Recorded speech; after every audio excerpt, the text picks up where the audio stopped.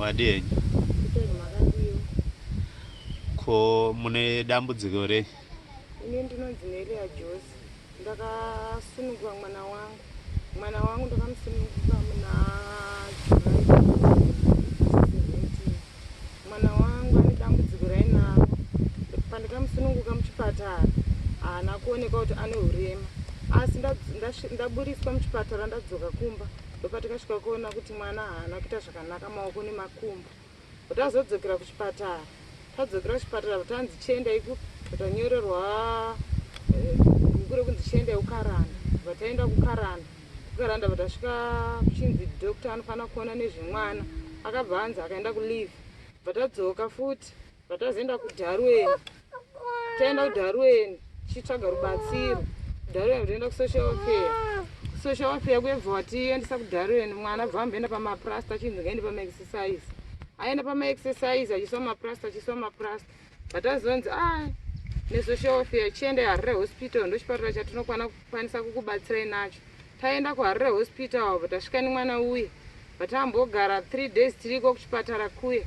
Svikanzi mwana uyu anofanira kuoperetwa ane gore. Patambogara kusvika akwanisa gore riye ndichienda naye kumaexercise kuDarwin ndichidzoka vachiti mozodzoka naye. Tadzoka naye vakati mwana uyu akwanise kuti timuoperate futi, toda kumuextenda kuti azooperetwa ane 4 years. Saka zvinozvi akwanisa 4 years anofanisa gore rinouya. Tinofanira kuenda naye muna July sasati akwanisa 4 years dzakazara kuti aoperetwe makumbo yaya nemaoko yake achioneka kuti anogona here kukwanisa kubata zvinhu sekudya kuita sei. Muchiramba muchienda naye kumaexercise, saka ndopatikamirira ipapo kuti tikwanise kubewa rubatsiro. Ndikukumbira rubatsiro kune mwana wangu anonzi Gamuchirai Gwazve. Ndini Hughes. Ko aka makakagadzirirei kare apa pamberi penyaya? Aka ndikakagadzirira kuti ndiedze kuti anogona here kuti amire maexercise ekuti pamwe angagona here kuti afambe. Saka ndiri kungoita kuedzawo kuti angaqualify here, zvino ari kutadza. Ndikukumbira rubatsiro vanhu wee, ndashutika nemwana wangu Gamuchirai Gwazve. Saka kuoperation arida kuenda mwedzi upi? Arikuda kuenda muna July wachasati akwana, akanzi anofanira kunge atouya atooperetwa.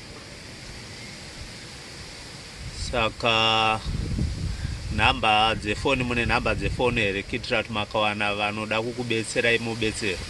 Nhamba dzefoni ndinadzo, ndine type 2, ndine 0779 23 7239 ndodzokutanga. Dzokererai futi. 077 92 37239. Dzimwe dzacho 0788 103008. 0788 103008 ndo nhamba dzandinadzo idzo dzandoshandisa. Ko baba mune chekutaura here pa mwana wenyu uyu muchibatsira amai? Chekutaura ndinacho. Ndasi mazamu yake, amai wake hana mukaka mwana. Mwana mukaka hana kuma amai wacho mukaka waisheka kuna amai wacho. Asi kune mwana uchiwanika uchitobuda mumazamu yake. Zvakare toti kusvika ararama nemahewu chitogama mumudzi vamwe vacho vakatibatsira nemudzi wangu asine rudo. Tinongopota everyday ndakamboka tikokama mumukaka wembudzi tichibikawo mahewu vanenge vane rudo kuti masachiri tumahewu tuiti zviro mwana uyo akure pari nhasi asapa kana kufamba changu chaiko ndakambotirea kuti ndimugadzirire aka atire kupota achimira Wedzera kuti pamwedzi wangakwanise kufamba kana kuita kuti troyo kumira. Andimona zvakaita maoko yakaya inyaya kutoti kuno kukareba kuno kupfupi aingosima plast pamwe chete nemakumbo yake aya munomo vamatomboboka munomo.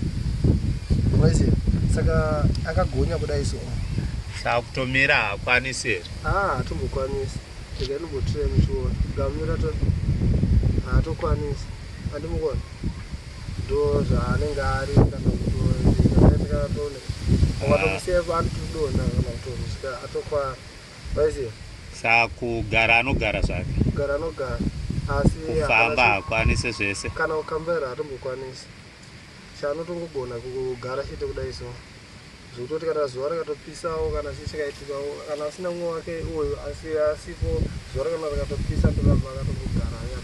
Kutaura anotaura zvake kutaura hatingatamutaura because anogona kutongozviitira namaguva akugara saizvozvi kudai so pamwe dzimwe nguva kana achida mvura akatoti neshiya uchangaitobudisa kuti munhu anogara naye atozongoti ndindi kushedzwa naye agamuchirai obva atongoenda paanenge ari. Idambudziko ndo zviri pane mwana saka ndokumbira rubatsiro apa tinangana chatiinacho zvokuti anenge ane paanenge ainapo anokwanisa kutibatsirawo. Saka nhamba dzefoni dzimwe chete naamai handiti dzimwe chete ndidzo 077 923 7239 077 923 7239 dzimwe dzachona 0788 10 3008 0788 10 3008. Saka kumusha munobva kupi? Tobva kuna Mount Darwin pasowe muvhireji rekwani Zvipindu village. Alright, tatenda.